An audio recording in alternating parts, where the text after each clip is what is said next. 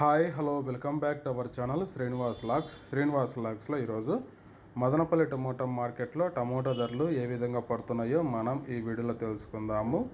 ఈరోజు 12వ తేదీ మార్చి నెల మదనపల్లి టమోటా మార్కెట్లో టమోటా ధరల విషయానికి వస్తే ప్రారంభ కాయలు, ఈ పొడి కాయలు, జ్యూస్ కాయలు, అనుకోవాలి టమోటాలు, ఈ థర్డ్ క్లాస్ కాయలన్నీ 120 రూపాయలలోపు అయితే టమోటా ధరలు అయితే పలకటం జరుగుతూ ఉంది.